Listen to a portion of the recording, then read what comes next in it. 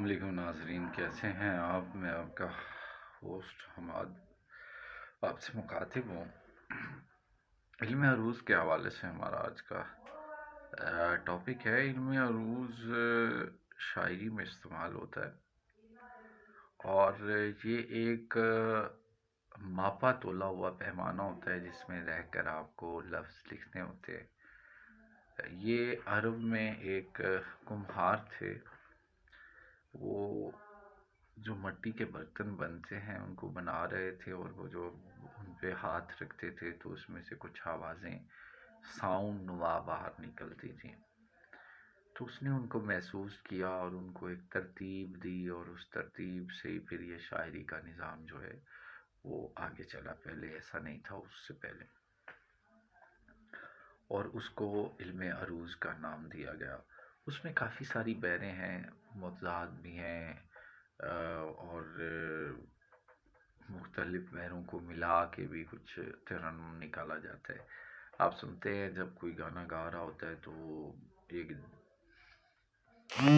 طرح سے جو ہے وہ آواز کو بہت اونچا لے کے جاتا ہے، وہ کہیں بھی ٹوٹتا نہیں ہے۔ تو اس میں اس کا کمال نہیں ہوتا، اس میں شاعر کا کمال ہوتا ہے کہ وہ اس نے اس کو اس پیمانے میں رکھ کے بنایا ہوتا ہے، اور وہ اسی پیمانے میں، یعنی ایک سرکل میں وہ گھوم رہا ہوتا ہے۔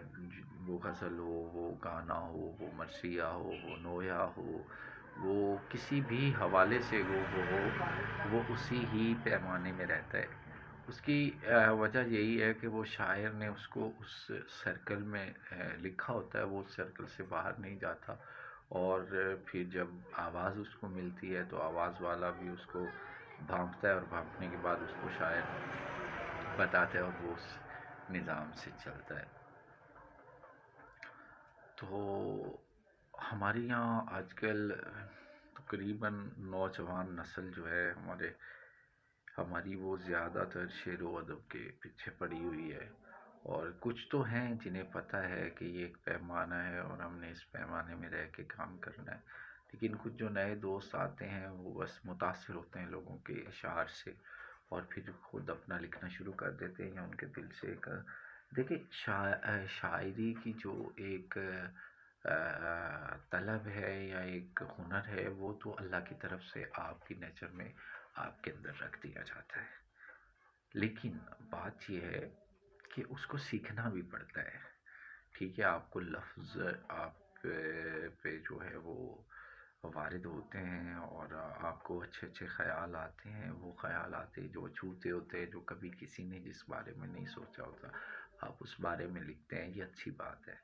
لیکن جب تک بھی ایک جس طرح سے ہم اسکول میں جاتے ہیں، داخلہ دیتے، اب عقل اللہ نے پہلے سے دی ہوتی ہے، لیکن علم سیکھنے کے بعد آتا ہے۔ ٹھیک ہے، تو جیسے کہ میں کہوں کسی بھی بندے کو، میں کہوں جی آپ کھڑے ہو جائیں، وہ کھڑا ہو جائے گا۔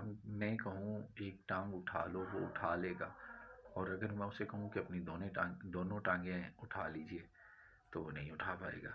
وہ کہے گا نہیں جی، ایک ٹانگ کو اٹھانے میں کا مجھ میں اختیار ہے، لیکن دوسری ٹانگ اٹھانے کا میرے پاس اختیار نہیں ہے۔ یعنی کچھ اختیار اللہ نے انسان کو دیے ہیں اور کچھ اختیار نہیں دیے۔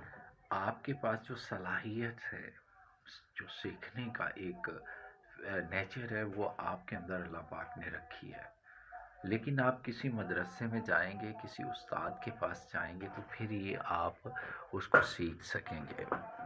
تو اسی طرح سے جو عروض کا معاملات ہیں، کچھ بندے کہتے ہیں کہ جی ہم نے جو لکھ دیا ہے وہ حرف آخر لکھ دیا ہے۔ اب اس میں کافی ساری چیزیں ہیں۔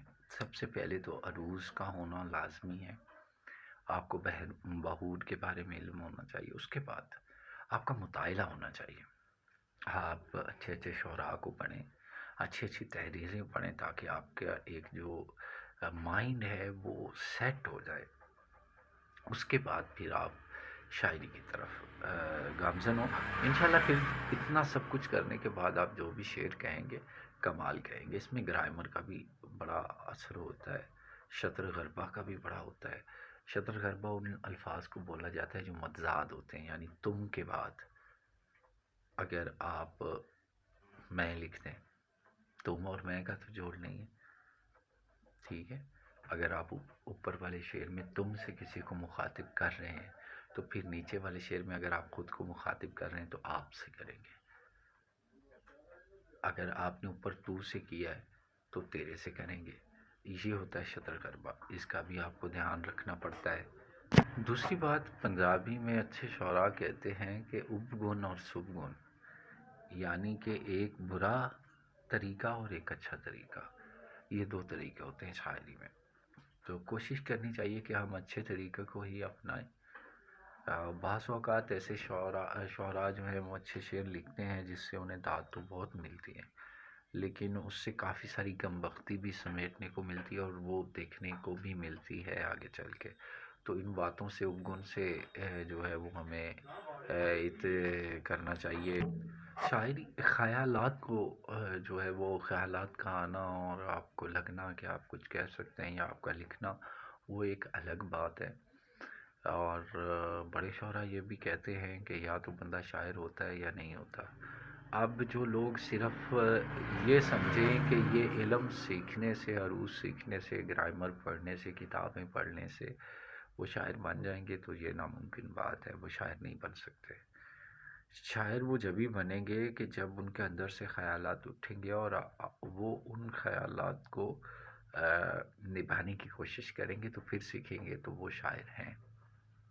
کیونکہ قدرتی صلاحیت جو ہے وہ اللہ ہی کی طرف سے آپ کو عطا ہوتی ہے.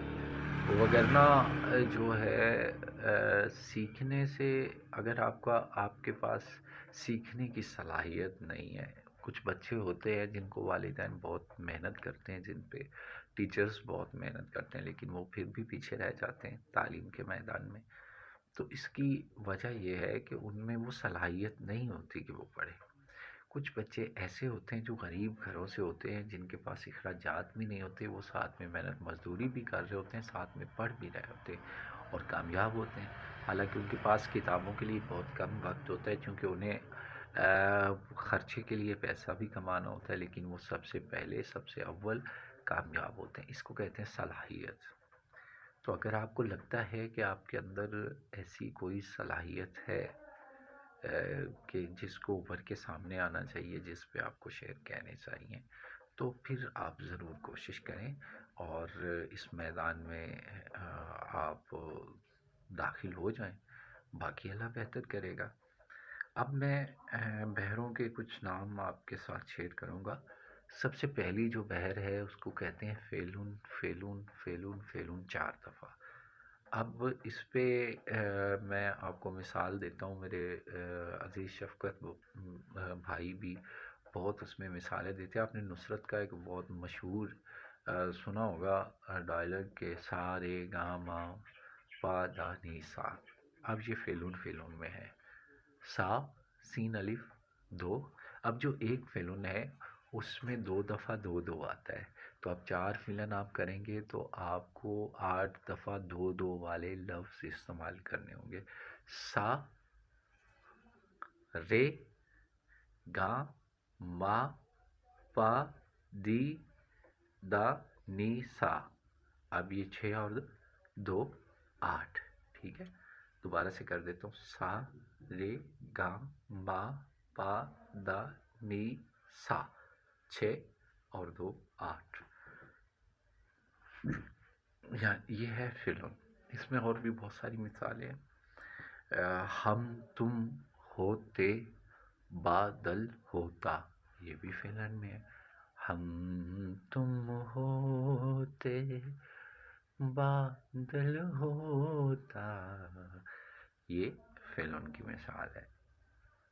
تو آپ فیلن سے شروع، اس کے آگے اور بہت ساری بحر ہیں. فیلن کے بعد فاولن آتا ہے. فاولن یعنی یہ بھی 4 دفعہ اگر آپ استعمال کریں. اس پہ بھی ایک مصرع کہہ دیتا ہوں. غریبی قیامت یوں ڈھانے لگی ہے، یہ 4 دفعہ فاولن پہ مصرع ہے. اور اس کے بعد مستافلن بحر آ جاتی ہے. فاول فائلاتو، فاول فائلاتو، یہ بھی بحر، یہ مرکب ہے بحروں کا. فائلاتن، فائلن، یہ ساری بحروں کے نام ہیں، تو آپ کسی ایک بھی بحر کو پکڑیں، فلم پہ کام کریں، انشاءاللہ آگے بہت ساری چیزیں آپ کو سیکھنے کو ملیں گی۔ اگر آپ کو ویڈیو اچھی لگی ہو تو لائک کر دیجئے، چینل کو سبسکرائب کر دیجئے، اور تاکہ ہر آنے والی نئی ویڈیو کا نوٹیفیکیشن سب سے پہلے آپ کے پاس پہنچے۔ تھینک یو سو مچ، اللہ حافظ۔